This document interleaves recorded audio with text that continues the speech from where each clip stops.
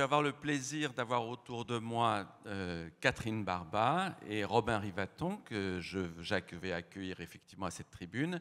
Stéphane Layani est en route, il nous rejoindra et donc nous allons démarrer tous ensemble à trois. Allez-y, Catherine, qui a un peu trop couru ce week-end et donc qui a un petit peu de mal à marcher. On va l'asseoir à côté de moi sur le sofa. Robin, vous allez vous mettre là.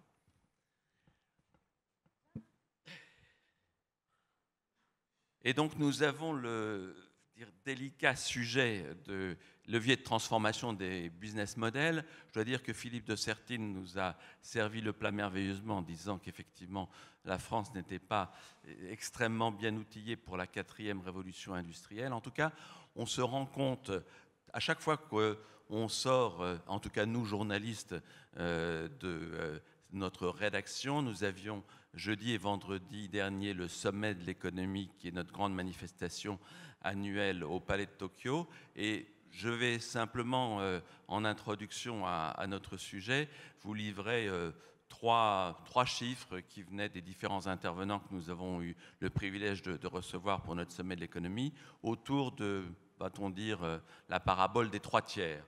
Le premier tiers, il est venu d'Alexandre Bompard, le patron de Carrefour, qui nous a expliqué qu'à peu près un tiers de ses salariés sont des hôtesses de caisse, plus de 30 000 caissières chez Carrefour, alors qu'il sait que la technologie permet de se passer maintenant des caissières. Que va-t-on faire de ces 30 000 hôtesses de caisse? Deuxième tiers, c'est celui de Philippe Val, le PDG de la Poste. En 10 ans, le public des bureaux de poste a diminué d'1 tiers. Qu'est-ce qu'on fait effectivement quand on a cette décroissance qui est programmée? Quel nouveau métier inventer? Comment effectivement faire en sorte que la Poste se trouve un autre avenir? Troisième tiers, c'est celui d'Alain Dinin, le patron de Nexity, le numéro 1 de l'immobilier en France, qui dit « Nous avons un problème en France, nous n'arrivons pas à faire que dans les coûts de construction, la partie foncière soit de moins d'1 tiers du coût de production global et ça va continuer à augmenter. Comment faire? Comment s'adapter? Pour ces 3 exemples que je vous donne, il y a de nouveaux business models à inventer et effectivement, c'est ce qu'on va évoquer ensemble, donc avec Catherine Barba, qui est une entrepreneure, qui est CEO de Peps Lab. Vous allez voir qu'effectivement, elle a du Peps. La partie Lab, on la découvrira plus tard. Nous allons avoir Stéphane Layani qui va nous rejoindre, c'est le président du marché de Rungis.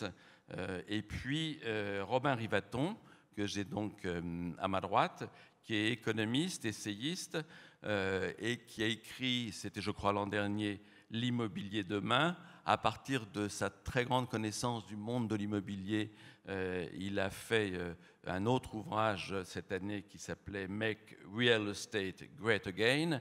Et avec ce Real Estate, il l'a transformé en Real Estate.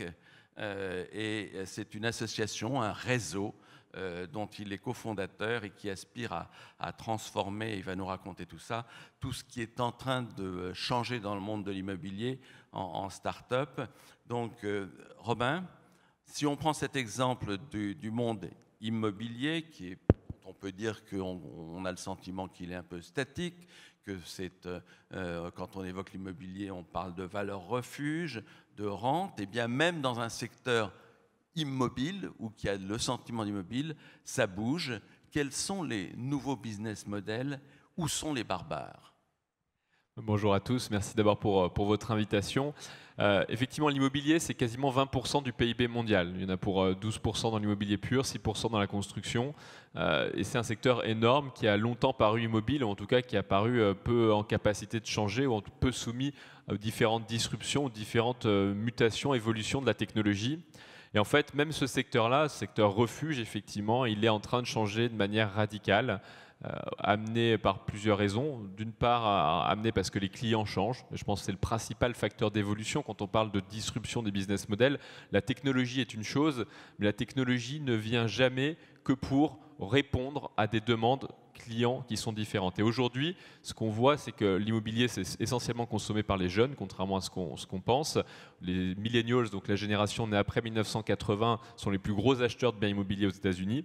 Et ces gens-là demandent aujourd'hui, sur le marché de la transaction dans l'ancien, sur le marché de la promotion pour la construction neuve, sur le marché du bureau, ils demandent d'avoir des expériences clients qu'ils ont connues dans la banque, dans les télécommunications, dans la vidéo ou la musique. Donc, c'est-à-dire une transparence totale, savoir en temps réel ce qui se passe quand on est en situation de vendre un bien immobilier, une rapidité d'exécution, une transparence du prix et une qualité client qui confine à la personnalisation. C'est-à-dire qu'on ne veut plus un service unique, on ne veut plus se faire vendre un immeuble sur plan comme celui du voisin, on veut un appartement qui nous ressemble, qui soit quelque chose qui corresponde à nos besoins. L'industrie automobile a réussi à faire cette transformation en très peu de temps. Entre une voiture des années 2000 à une voiture d'aujourd'hui, on a une option, un champ de personnalisation extrêmement fort. Et c'est aujourd'hui ce que demandent les consommateurs. Et ça implique des transformations extrêmement fortes pour ces métiers de l'immobilier qui ont été plutôt peu sujets à cette transformation, en tout cas qui l'ont vécu de loin, avec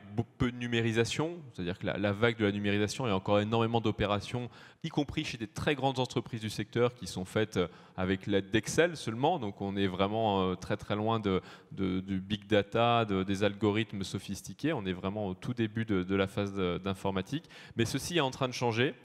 Et donc, il y a de plus en plus de nouvelles technologies qui permettent de numériser, par exemple, les plans de construction, qui permettent de numériser les plans locaux d'urbanisme, qui permettent de numériser le cadastre, de croiser ces données, de voir quel lot est aujourd'hui vide, sur quel terrain on pourrait construire quelle taille d'immeuble. Et tout cela automatise un certain nombre de tâches, transforme des métiers de l'immobilier qui étaient relativement peu sujets à cette transformation. La partie même dure, la partie hardware, comme on dit, de l'immobilier, donc la construction elle-même aussi est en train de changer. Alors ça paraît impensable, on se dit la construction c'est immuable, ça évolue pas. Même la construction est en train de changer. On est en train de bâtir des grandes usines de partout dans le monde où on fait de la construction préfabriquée. Alors quand je dis préfabriquée, ça nous fait penser à l'Algeco, à ces modules un peu dépassés, périmés. Pas du tout. Aujourd'hui, on est en train de produire de plus en plus de bâtiments en modules pré-industrialisés.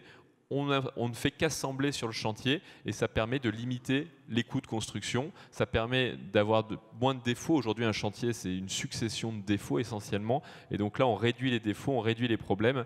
Et c'est quelque chose qui est en train de transformer véritablement la construction et la façon de produire des bâtiments. Je vais être très rapide. Qu'est-ce que ça suscite ou qu'est-ce que ça veut dire pour nous derrière?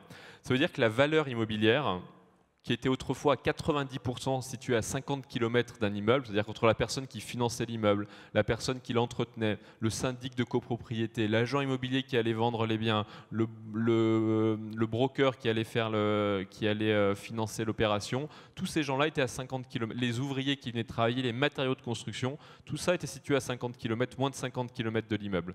Demain, cette valeur qui était localisée à proximité de l'immeuble, elle est mobile. Elle est mobile et on l'a vécu dans un sous-segment de l'immobilier, un tout petit segment de l'immobilier, qui est l'hôtellerie. Bonjour.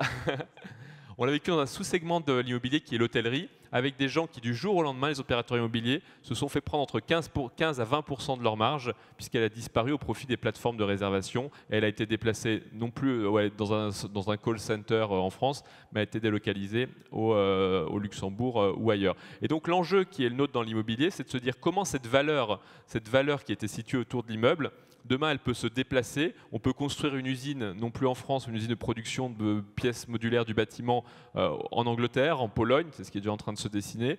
Comment, en fait, les plateformes de transaction des biens immobiliers ne sera plus un agent au coin de la rue, mais sera peut-être une plateforme qui sera située au Luxembourg ou en Irlande. Et qu'est-ce que ça a comme impact en termes fiscaux? Évidemment, cette valeur a été très largement ponctionnée par l'État, cette valeur immobilière, puisqu'elle est solidement été ancrée sur un territoire, sur une dimension territoriale.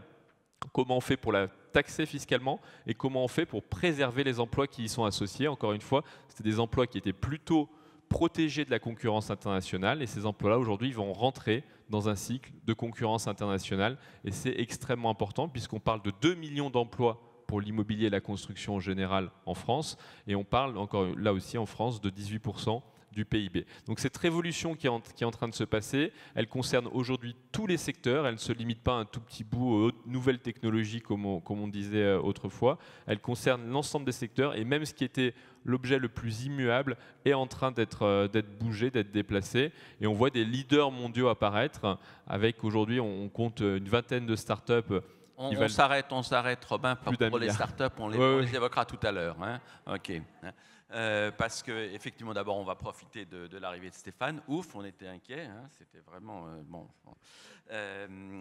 Catherine, donc, Catherine, vous êtes... J'étais toute la nuit avec les gilets jaunes, moi. Ah, bon, c'était bon. Donc ça nous arrive. Ils sont partis à 2h, c'était sympa. Catherine, donc vous avez fondé PepsLab. Il faut que vous nous disiez un peu ce qu'est PepsLab. Pourquoi est-ce que vous êtes une papesse du changement, hein, parce qu'on pense à vous souvent comme ça. Ça m'impressionne. Et puis, qu'est-ce qui fait en fait la réussite d'une équipe de transformation? Waouh, beaucoup de questions. Bonjour à tous. Je voulais d'abord remercier Patricia Chaplotte. C'est grâce à toi que je suis ici ce matin et j'aime bien dire merci. Je ne suis pas une papesse, hein. Moi je suis une mamie du web. Je suis dans le digital depuis plus de 20 ans et je suis une entrepreneuse. J'ai créé 2 entreprises en France dans l'e-commerce que j'ai revendues. C'est bien ça. Avec l'argent que j'ai gagné, j'investis dans les startups. Et effectivement, je suis partie vivre aux États-Unis il y a 3 ans et demi pour aller regarder de plus près ce que j'imaginais être l'innovation, plutôt dans la retail. Et j'ai créé PepsLab, qui est un observatoire sur la transformation de la relation client et du retail. Alors c'est drôle parce qu'aux États-Unis, j'ai beaucoup gagné en expérience que j'ai perdue en illusion. C'est ça, hein, de partir de chez soi. Je pensais que j'allais découvrir les ressorts justement de la transformation numérique. Et en fait, les réponses, elles sont plutôt ici. J'ai trouvé, je vais vous dire pourquoi. Donc voilà, moi, la transformation, je la vis en tant qu'entrepreneur et en tant qu'investisseur dans les startups, et puis aussi en tant qu'observatrice des grandes entreprises qui se transforment. Alors, j'en parle avec beaucoup d'humilité, parce que la transformation, d'abord, c'est vous qui la vivez. Hein, c'est chacun de nous. C'est vous aussi, Vincent Beaufils, on la vit tous dans nos métiers. Et une chose que j'ai apprise, et dont je suis convaincue, c'est « Innovation starts with I ». J'aime bien ça. L'innovation, elle commence par moi. Et la première chose, c'est qu'est-ce qui fait que ça transforme? J'ai envie de vous poser la question ici, à chacun de vous dans cette salle. Tu vois, c'est quel que soit, on est trop nombreux, j'aimerais bien qu'on soit moins nombreux, que je vous demande à chacun qu'est-ce que vous faites. Et qu'est-ce que vous faites, vous, pour être des catalyseurs de la transformation dans vos boîtes? Qu'est-ce qui fait qu'au quotidien, c'est votre affaire personnelle quotidienne de transformer l'entreprise, la façon dont vous travaillez, pour aller au diapason, comme disait Robin, des clients qui ont énormément changé, mais aussi pour aller chercher des nouvelles sources de revenus, parce que tout se transforme, ce qu'on entendait, hein, ce que racontait Bompard, patron de la Poste, bien sûr, tout ça se transforme. Et donc moi, la question que je me pose en permanence quand je rencontre des gens dans les grandes entreprises ou des plus petites, c'est qu'est-ce qui fait, comment vous faites pour accroître votre aptitude à la curiosité? Qu'est-ce que vous faites pour nourrir votre capacité à faire autrement? Parce que c'est ça l'enjeu, c'est pas faire comme on faisait hier, quoi. Moi, j'aime bien me dire qu'on n'est plus dans un monde d'experts. Un expert, c'est quelqu'un qui répond avec les solutions d'hier aux problèmes de demain, quoi. Oh, si vous avez écrit expert de quelque chose sur votre profil LinkedIn, enlevez-le, parce que moi, ça me fait peur, les experts, quoi. Je me dis, il faut juste qu'on ait des apprenants, en fait. Donc, tout l'enjeu, c'est comment je vais nourrir mon aptitude à faire autrement. Et ça, ça passe par s'entourer de gens différents de soi. Et c'est très difficile, quoi. Parce que quand on est dans l'entre-soi, on est bien, hein, on est dans une zone de confort, on sait comment ça fonctionne. Hier, je voyais un patron de JD.com, vous savez, ce géant chinois comme Alibaba, hein, qui est en train de transformer le retail. Et il me disait, je viens de recruter un égyptologue. Et il me disait, c'est incroyable parce que grâce à lui, on va pouvoir formuler différemment notre proposition de valeur. Il nous aide à mieux, en chinois, écrire ce qu'on fait. Mais il me dit, mais qu'est-ce que c'est compliqué de travailler avec lui? Il ne connaît rien du monde de l'entreprise. Et je me disais, en l'entendant, c'est bien, là, il se met dans une situation d'inconfort. Et c'est ça. Donc je me dis, si ça transforme, c'est paradoxal, hein, mais vous le savez comme moi, c'est quand ça devient inconfortable qu'on se donne les chances de bien transformer. Ça, c'est à échelle individuelle. Et puis à échelle collective, ça c'était la poésie, hein, les mathématiques, c'est qu'est-ce qu'on fait, qu'est-ce que mon entreprise fait pour investir dans les barbares? Comment est-ce que j'investis dans les gens qui sont différents de nous?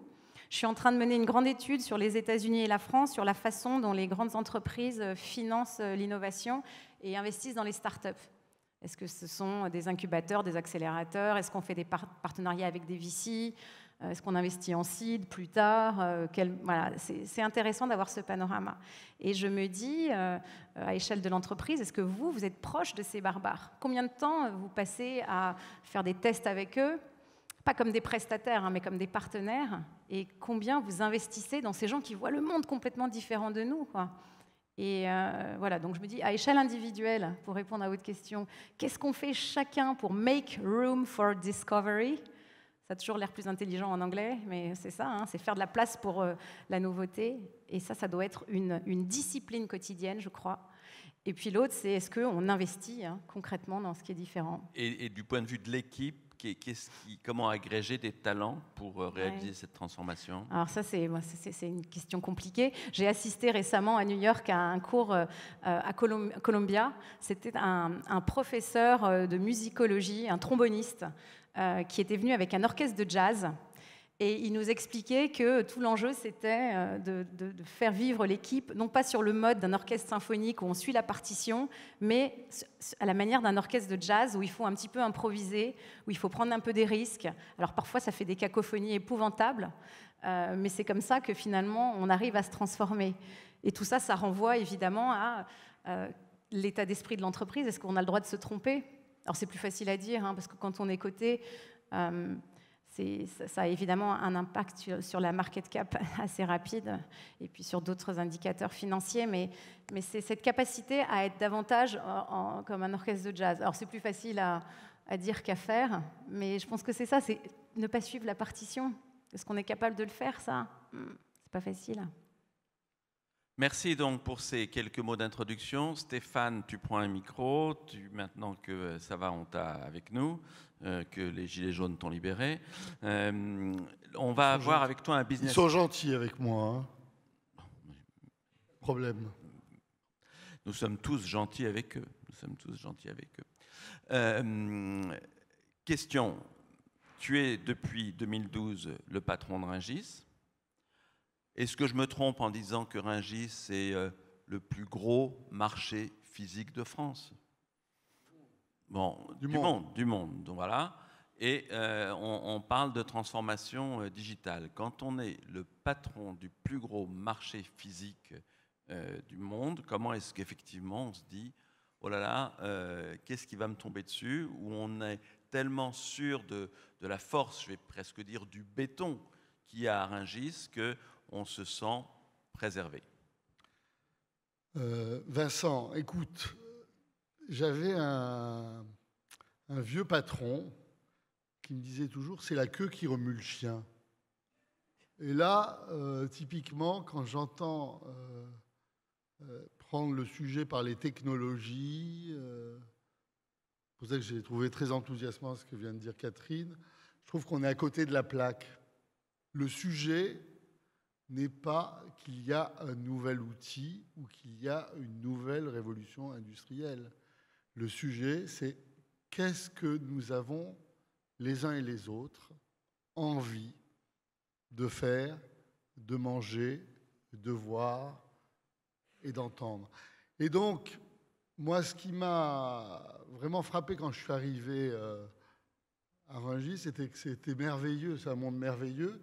C'était le monde des années 50, formidable, totalement figé. Et en même temps, ça fonctionnait, ça marchait bien. Et donc, je me suis dit, on va essayer d'écouter ce qu'attendent les consommateurs. On va essayer de traduire ce qu'ils veulent. Et on va avoir une approche totalement marketing, pas une approche totalement commerciale, financière et marketing. Et en fonction des envies, on va construire un projet. Et donc, c'est ça la vision. C'est le respect des hommes, parce que le respect, c'est quelque chose de très, très important. Et après, c'est l'avenir et la vision. Et la vision, c'était de comprendre que les générations qui arrivent elles veulent de la nature, elles veulent de la proximité, elles veulent mythifier le produit. Et ça, c'était une super chance pour Rungis parce qu'on était vraiment à la conjonction de ces envies-là.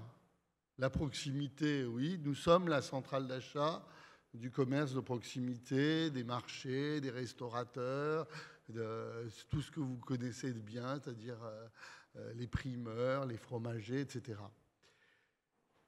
La naturalité, je suis le plus grand marché de France, d'Europe et du monde, notamment en matière de fruits et légumes. Et les gens avaient une demande de bio qui était considérable. Et je me suis dit, dès que je suis arrivé, il faut que je construise la plus grande halle bio d'Europe.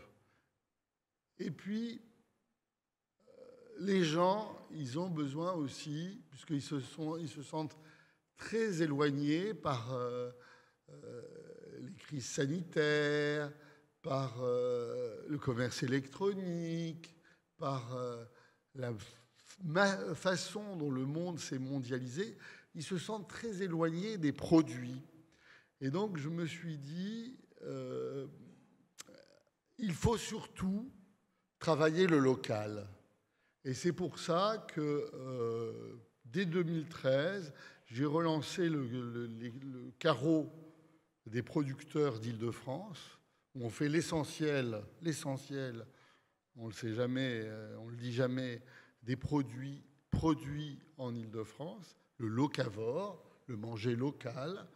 Et tout ça, ça m'a porté à changer peu à peu l'offre marketing et l'offre réelle du marché de Rungis. Donc on a inauguré le pavillon bio en 2016.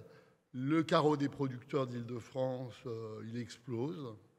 Hein, ça marche très très très bien. Et il manquait un maillon à tout ça, et je vais répondre à ta question. Non, je trouve ça formidable.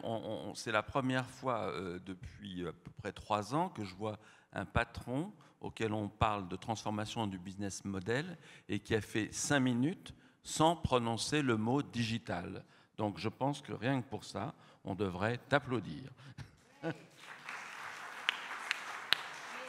Mais peut-être que maintenant ça va venir, mais peut-être ton micro un peu plus près parce qu'il faut faire passer les sons. Le digital n'est jamais trop loin. Le digital, non mais parce que, pourquoi je l'éloigne? Parce que Catherine, je vous entendais trop fort tout à l'heure. Mais peut-être que je l'ai trop... Mais le digital n'est jamais trop loin. Et je me suis dit... D'abord, j'ai regardé les habitudes de consommation des clients de mes clients. Je rappelle que mes clients, ce ne sont pas les consommateurs. Mes clients, ce sont des grossistes. Et ces grossistes, ils ont pour clients des professionnels qui sont les marchés de plein vent, les restaurateurs, les fromagers, etc., etc. Et donc, je me suis aperçu que 70% des clients de mes clients utilisaient le net pour renouveler leur carte d'acheteur. Pour rentrer sur Rungis, il faut avoir une carte de professionnel, carte d'acheteur. Et de 70 à 80% des gens le faisaient sur leur iPhone. Alors je me suis dit, il y a quand même quelque chose qui est en train de se passer. Et il va falloir proposer très vite aux clients de nos clients une offre digitalisée. Et c'est comme ça qu'est arrivée l'offre digitalisée. C'est pas tellement en disant « Ah oui, il y a un outil formidable, une sorte de nouveau veau d'or qui est l'écran, qui est en train de transformer nos cerveaux. » Je me suis dit « Qu'est-ce que je peux faire pour rendre encore plus de services à mes clients ?» Et ça venait de façon évidente. C'est qu'il fallait peu ou prou avoir une offre digitalisée. Mais cette offre digitalisée, on pouvait la faire de plusieurs manières. On pouvait dire, bon, finalement, c'est pas mon métier, je vais demander à Amazon, à Google & Co. de le faire à ma place. Bien non. Ce qu'ont fait certains de tes clients. Oui. Carrefour, Casino. Exactement. Sont allés voir les copains du digital. Moi, j'ai dit non. J'ai dit non. Et pourquoi j'ai dit non? Parce que je me suis dit que si je faisais ça, je n'avais plus beaucoup d'années à vivre encore, parce que très vite, il m'ubériserait, il me disrupterait en allant voir directement mes producteurs, les producteurs de Rungis. Hein. Vous savez que Rungis, c'est un extraordinaire marché, mais c'est aussi un extraordinaire sourcing de producteurs, et que quand ils auront bien tout le catalogue, eh bien, ils me bypasseraient. Et pourquoi je ne l'ai pas fait non plus? C'est pour une autre raison. C'est que pourquoi, ou plus exactement, qu'est-ce qui fait gagner de l'argent à Google, Amazon et aux autres? Eh bien, ce qui fait gagner de l'argent aux GAFA, c'est la data. Et moi, la data, je l'ai déjà et je voulais l'améliorer. Et donc, j'ai offert à mes clients un outil qui est en construction. Cet outil, c'est en même temps, et c'est là que je vais vous parler de transformation, un gigantesque outil de conduite du changement. Parce que, évidemment, quand j'ai été voir les bouchers de la viande avec le crayon derrière l'oreille, ils m'ont dit mais nous, le papier crayon, ça va très bien. L'ordinateur, on l'a dans la tête. Et en fait, ce qu'on s'aperçoit quand on se plonge dans ce type de projet, c'est que ça permet de réingénierer beaucoup de procédures, de processus, de manières de faire, et que ça demande encore plus de pédagogie que le reste. Et donc c'est très bien parce que, en fait, plus on travaille, meilleur on est.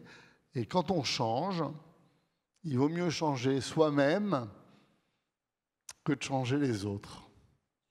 Bon, en tout cas, on va s'arrêter là pour Digital Outil de Transformation. Robin, je reviens avec vous parce que je vous ai arrêté en plein élan sur le réseau tel qu'il était en train de se constituer au cours de Real Estate.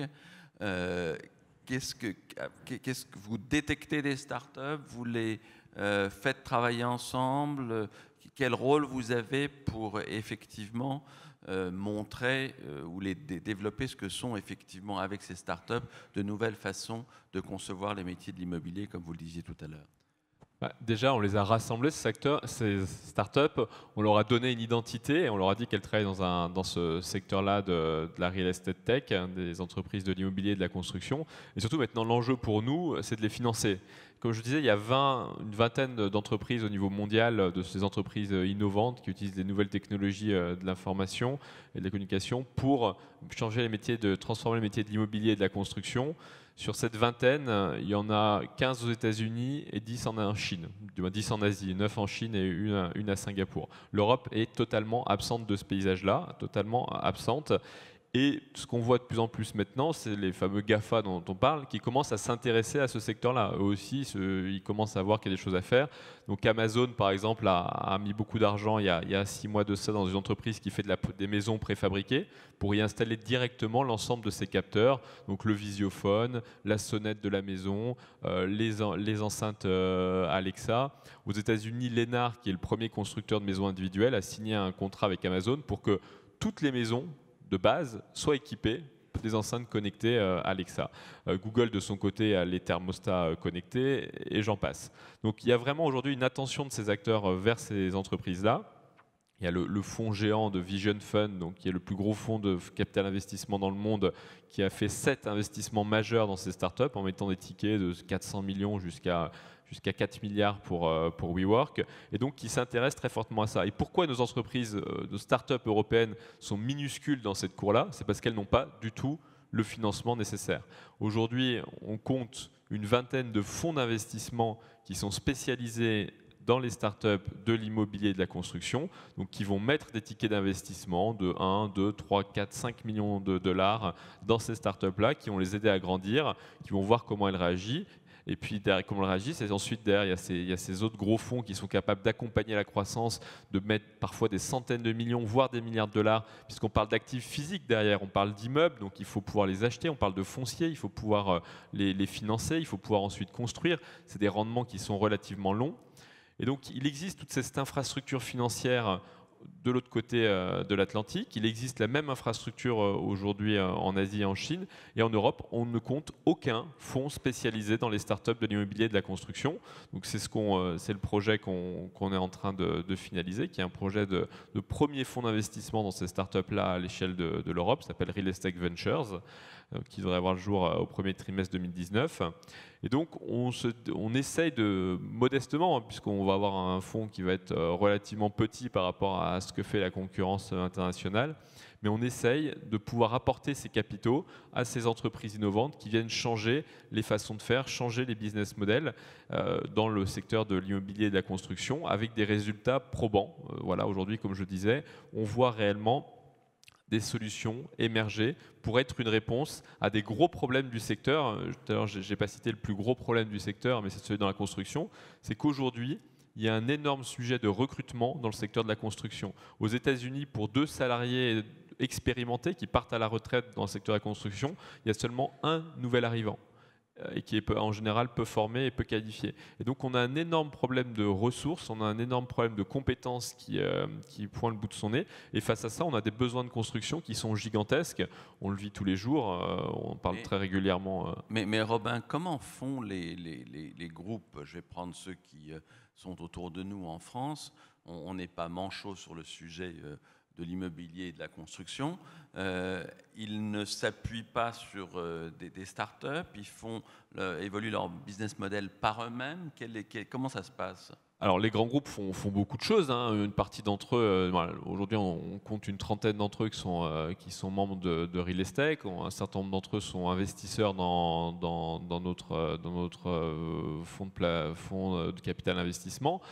Mais pour autant, ça reste des petites initiatives. On n'a pas du tout atteint ce stade d'investissement, en tout cas de massification. Juste pour donner un exemple, Catera, c'est une entreprise qui fait de la construction préfabriquée, comme je le disais.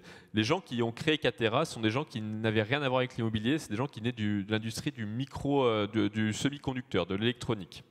Ils ont été créés en 2015, ils ont reçu en 2017, donc il y a 2 ans après leur création, 1 milliard, mais par SoftBank et Vision Fund, pour construire des usines dans toutes les États-Unis, être en capacité de produire des bâtiments, pas que de la maison individuelle, mais des bâtiments jusqu'à 4 étages aux États-Unis, puisque c'est la limite, on peut faire en bâtiment bois, pour produire des éléments dans des usines et les assembler sur le chantier. Aujourd'hui, un investisseur qui, à l'échelle de l'Europe, soit capable de mettre 1 milliard dans une entreprise qui a 2 ans d'existence, ça n'existe absolument pas. Que ce soit un investisseur industriel, type un de nos grands géants, un Bouygues, un Vinci, un Nexity, que sais-je encore, tous ces grands géants n'ont pas les moyens de faire ça.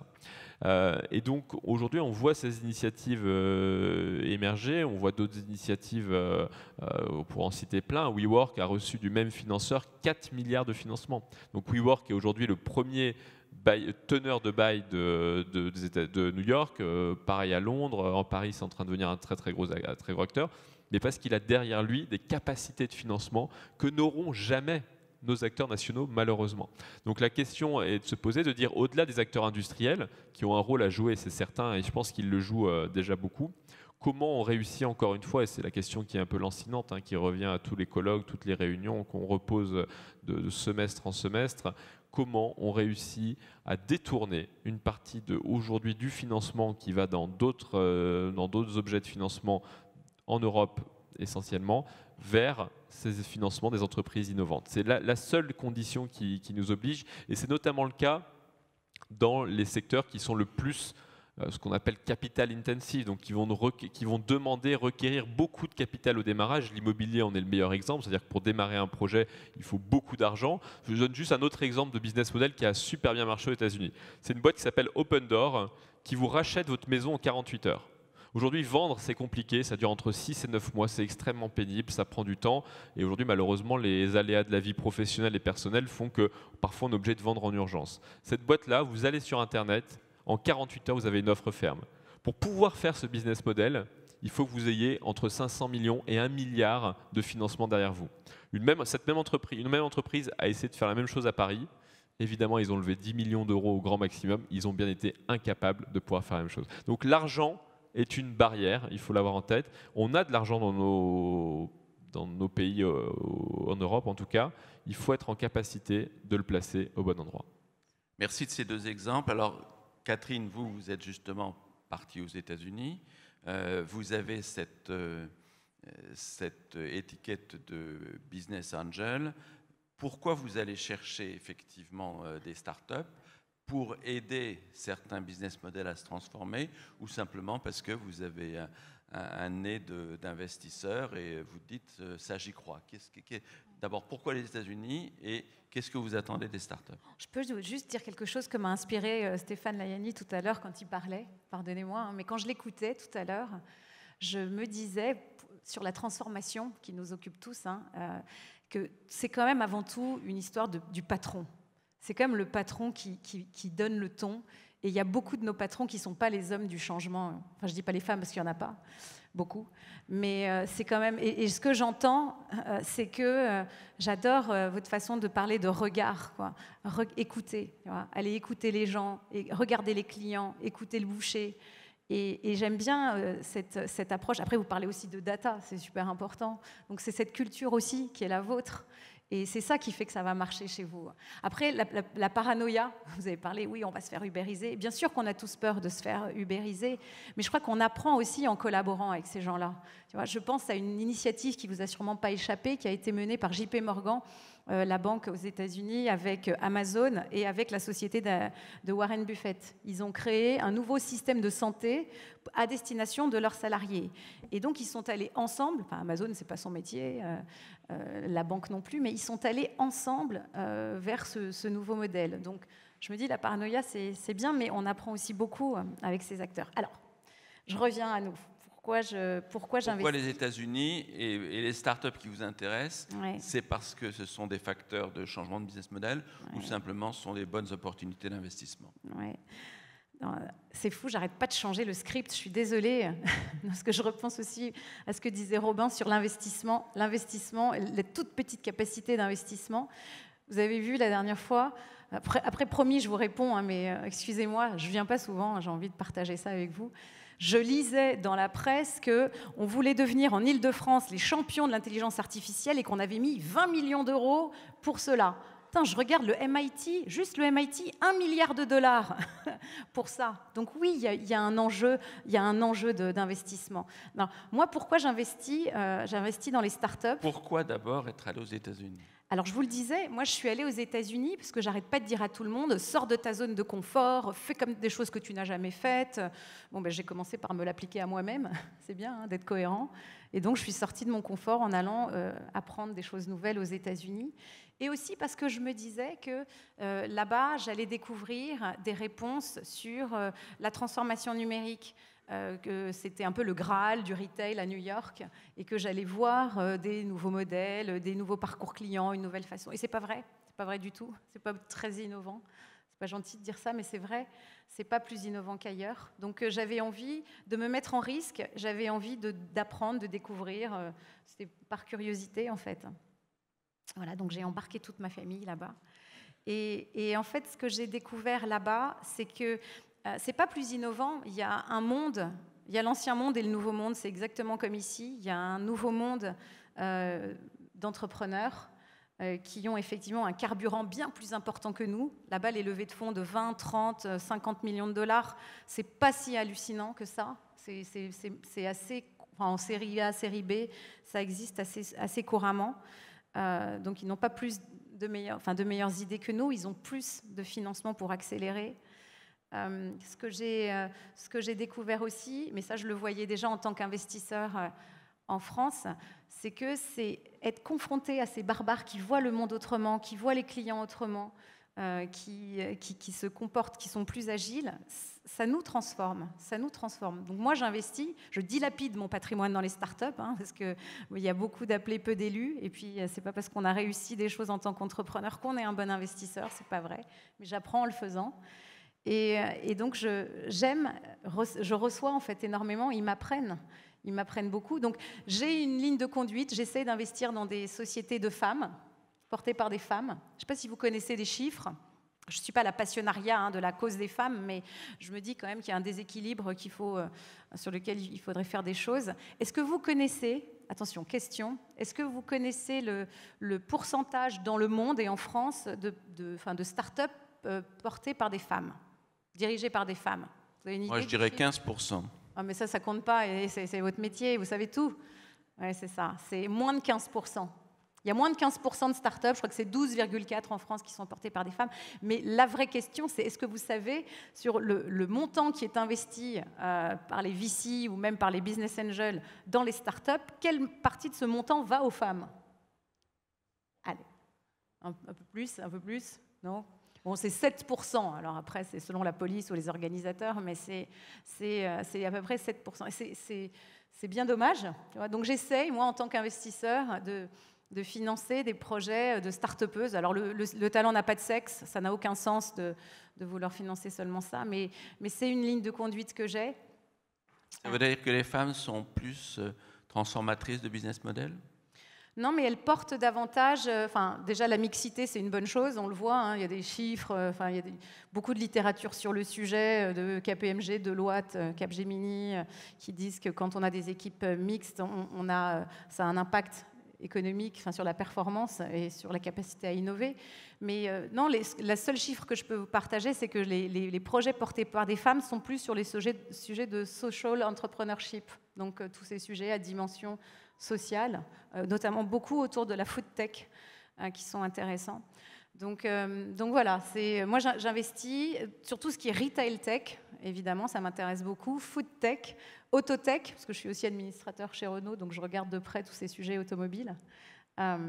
Et c'est vrai, la vraie différence qu'on observe avec la France, c'est le montant de l'investissement pour soutenir ces projets nouveaux. Stéphane, on va revenir sur le dur, sur Rungis, parce qu'on ne fait pas effectivement marché plus physique que Rungis. Quand on se dit « je vais créer une marketplace », est-ce que tu dis « oui, je ne me fais pas ubériser par les autres », mais est-ce que tu t'ubérises pas toi-même? D'abord, je suis toujours sensible aux compliments. Merci Catherine. C'est très sympa. Moi-même, je suis très admiratif, donc tout va bien. Mais je peux te laisser sur le sofa si tu veux. Alors, deuxièmement, je ne suis pas sur le sofa, je suis sur le fauteuil. Je vais répondre quand même à Catherine. D'abord, il n'y a pas de paranoïa. Ensuite, la concurrence est le moteur de l'action dans l'entreprise. Évidemment, moi, je passe ma vie à essayer de gagner des parts de marché et j'essaye de gagner des parts de marché sur des segments différents. Et troisièmement, les GAFA sont déjà nos clients. Aujourd'hui, quand vous prenez des produits frais, on ne le dit pas pour ne pas vous désenchanter. Si vous prenez des produits frais sur Internet, il y a de très très fortes chances qu'ils soient passés par Rungis. Donc évidemment, tout ça est cohérent et on ne va pas remplir les campagnes françaises d'entrepôts gigantesques, bétonner de la terre arable pour en faire des entrepôts logistiques du commerce électronique, alors qu'à 2 km de Paris, on a le plus grand marché du monde. Donc clairement, tous les contacts que nous avons avec les les grands opérateurs, que ce soit Alibaba, Google, Amazon, ils sont très intéressés par le service qu'on est prêt à leur offrir, d'autant plus que servir des produits frais, c'est un métier et que, comme vous l'avez dit très justement, on ne s'improvise pas dans un métier.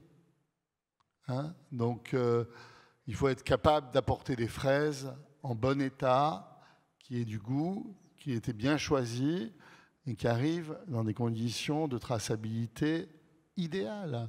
Ça, c'est vrai de tous les produits frais, que ce soit la viande, le poisson, le fromage, les fleurs et les produits gourmets.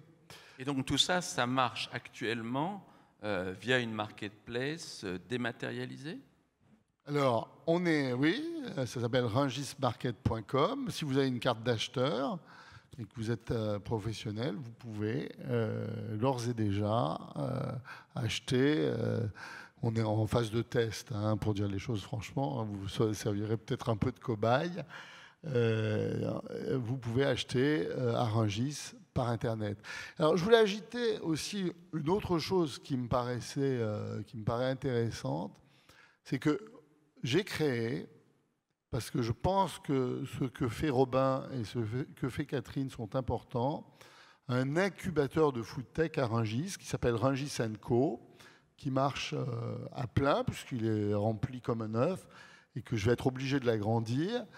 Et clairement, c'est vrai, on a besoin d'innover. La croissance passe par l'innovation.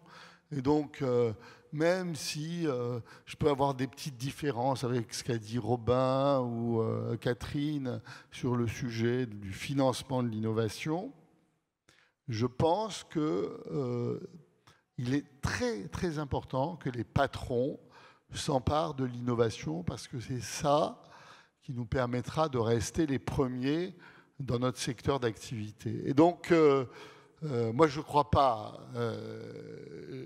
Je crois en Robin Rivaton et en Real Estate, mais je pense que le financement de l'innovation en France est différent de celui des États-Unis. On ne se refait pas. On est le pays du crédit d'impôt recherche. On ne se refait pas. On est le pays du CNRS. On est le pays de l'étatisme. Ça n'a pas que des défauts. Ça n'a pas que des défauts parce que c'est aussi ça qui permet de monter des grands projets, de faire partir des satellites dans l'espace, d'être en avance dans la recherche mathématique, etc. Mais bien sûr, il faut aussi que l'innovation technologique puisse être portée par des toutes petites entreprises, par des start-up, et qu'elles puissent se financer de façon fluide et que l'allocation des ressources soit la meilleure possible, ce que permet, je terminerai par ce mot-là, un pôle de compétences comme Rungis. Parce que à partir du moment où vous avez du trafic, du chiffre d'affaires, beaucoup d'entreprises, un chef d'orchestre bienveillant, eh bien, vous pouvez allouer les ressources de façon optimale. C'est un peu le problème des startups qui sont des PME comme les autres, hein, c'est qu'elles sont souvent isolées et qu'elles sont jetées dans la grande mer avec les, je ne vais pas dire les requins, avec les poissons plus gros qui peuvent les manger. Et donc, je pense que les petites entreprises, elles ont besoin d'incubateurs et de mutualisation de services qu'elles peuvent trouver à la station F, à l'incubateur Rungis & Co. Moi, j'avais une question pour vous, Stéphane. L'incubateur, c'est intéressant. Concrètement, qu'est-ce que c'est? Vous les financez ou vous leur proposez juste une structure pour les héberger et collaborer, faire des tests? Vous avez un budget pour ça? Alors, je ne vais pas vous répondre directement à votre question. En fait, j'aime bien savoir. En fait, Rungis, c'est un gigantesque incubateur. On a 1200 entreprises pour 9,5 milliards de chiffre d'affaires. Et souvent, les entreprises arrivent toutes petites, elles grossissent, on leur donne un carreau, elles commencent dans la cave, on leur donne un carreau, puis elles grossissent encore, elles prennent un entrepôt, puis un jour, elles sont tellement grosses qu'elles s'en vont. Et donc, j'ai essayé de mettre le chaînon manquant, c'était la pépinière, pour les tout petits, je ne sais plus comment on les appelle, les petits anges, là. Et ensuite, on les bouture. Et donc, c'est vraiment ça. Moi, je suis... Alors, qu'est-ce qu'on fait réellement?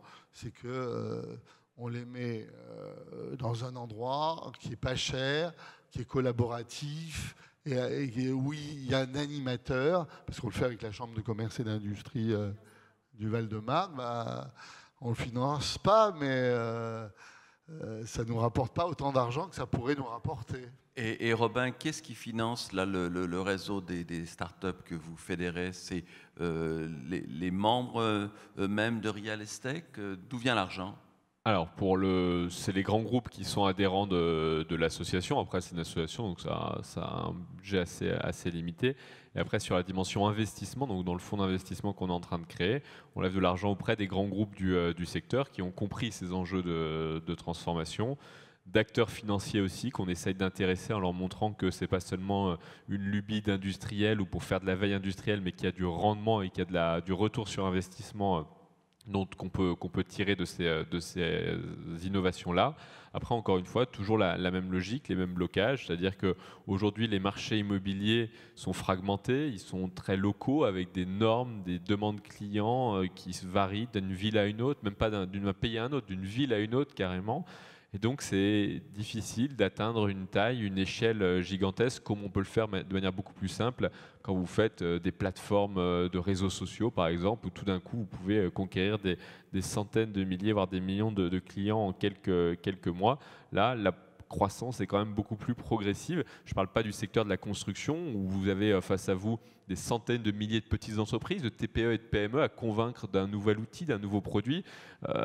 Une innovation dans le secteur de la construction, ça a été le placo-plâtre. Il a fallu une génération pour diffuser le placo-plâtre. Donc voilà, nous on est aussi sur ces enjeux-là. Il y a des questions de durabilité, mais on va finir par convaincre les investisseurs que c'est un beau produit. Alors comme il nous reste quelques minutes et qu'on est à Financium, que donc c'est la grande rencontre des FCG, et que j'avais pas vu la deuxième partie de titre de la table ronde où on évoque la fonction finance au cœur de la transformation des business models. On parlait tout à l'heure de cacophonie quand il y avait effectivement un nouveau business model qui se mettait en place. À votre sens, mais la question se pose aussi à la salle, si les uns ou les autres peuvent réagir par rapport à ça. L'homme de la finance, plutôt généralement gardien du temple, est-ce qu'il peut-être aussi, est-ce que vous l'avez vu les uns et les autres autour de moi ici à la tribune ou dans la salle, est-ce que vous avez vu l'homme de la finance se transformer en disrupteur? Et si effectivement vous avez quelques exemples ou quelques questions, j'aimerais bien vous entendre à ce stade, mais je veux dire, témoignage ou Catherine ou Robin, si dans les gens qui vous entourent, vous avez vu la manière dont certains directeurs financiers sont devenus des agents de transformation, des agents presque de cacophonie, pour je reprends le mot de tout à l'heure.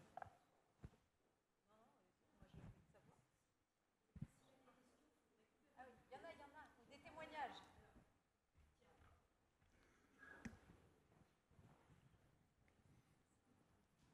Y en a-t-il, y en a-t-il? Madame, c'est à vous. Merci en ayant la gentillesse de vous dire qui vous êtes dans la pénombre, puisqu'on ne vous voit pas. Pardonnez-nous.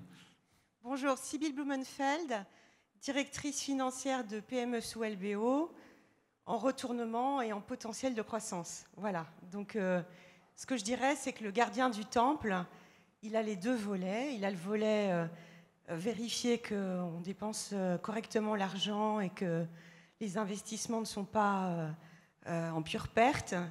Il est le garant vis-à-vis surtout dans une entreprise qui est financée, en fait. Quand on a des investisseurs, on a un business plan, on a une croissance devant soi, et les marchés, comme on les décrit, sont très chahutés.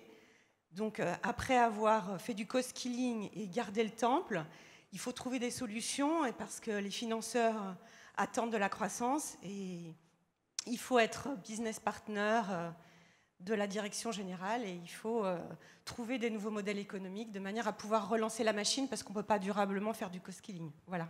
Donc pas simplement effectivement un gardien du temple, mais un agent de croissance. De la transformation. Agent de croissance. Un autre témoignage?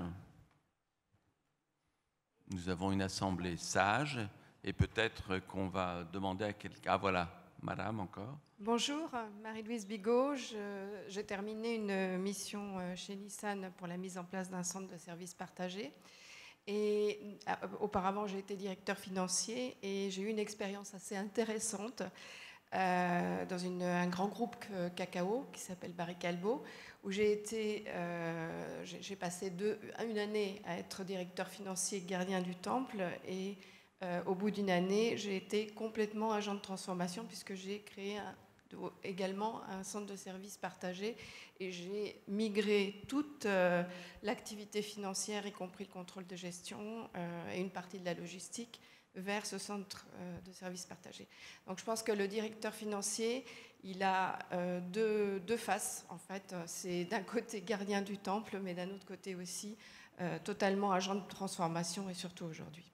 Voilà. Stéphane, tu nous dirais pour terminer, toi qui as connu effectivement plusieurs types de directeurs financiers dans des groupes privés, publics, parapublics, enfin, quel est agent de transformation? Moi, ce que ça me... Ces deux témoignages qui sont super intéressants me font penser à une chose compliquée. C'est que pour le patron, le directeur financier est l'homme, c'est le bras droit, c'est l'homme le plus important. Parce que c'est à lui qu'on se confie, c'est à lui qu'on confie aussi la gouvernance du compte d'exploitation, parce qu'on est d'abord à la tête d'un compte d'exploitation. Donc on regarde toujours ce qui s'y passe. Et ce qui est compliqué, alors j'espère que vous ne le répéterez pas à mon directeur financier qui n'est pas venu ce matin, c'est que quand on a des business models qui se transforment, parce qu'il n'y a jamais un seul business model, il y a toujours plusieurs business models dans une boîte, ça peut être un agent conservateur, le directeur financier. Il ne comprend pas toujours ce qui lui arrive. Il faut par exemple beaucoup investir, mettre beaucoup de capex sur de l'innovation qui ne va pas rapporter tout de suite. Alors évidemment, en général, on sait très bien, on a un plan, on sait très bien où on va, et on espère arriver quelque part, hein, évidemment. Et donc, convaincre son directeur financier de la nécessité de la transformation, c'est vraiment un sujet fondamental. Alors moi, il se trouve que, comme il m'est directement rattaché et que je m'entends très bien avec lui, j'ai des moments où j'arrive à le convaincre. Mais moi, je ne vous vois pas comme uniquement des cost killers. Parce que si vous n'êtes que des cost killers, c'est très inquiétant pour les boîtes des entreprises de France. Ça veut dire, clairement, nous sommes sur des marchés, nous faisons tourner ces marchés, nous ne nous renouvelons pas, et la marge, nous la trouvons dans la substance de la boîte. Et ça, je trouve que ce n'est pas inquiétant du point de vue des directeurs financiers, ils font leur travail.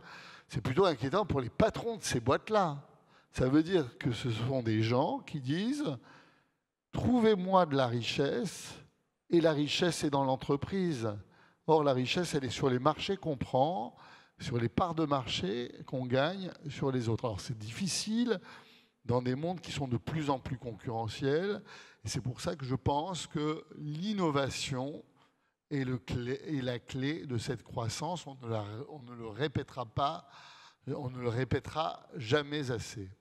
Merci Stéphane pour ce mot de la fin. Merci à Catherine, Robin et toi de nous avoir enchantés, régalés pendant cette heure ensemble. Et maintenant, je vous laisse philosopher sur cette dernière question de Stéphane Layani Très bonne journée.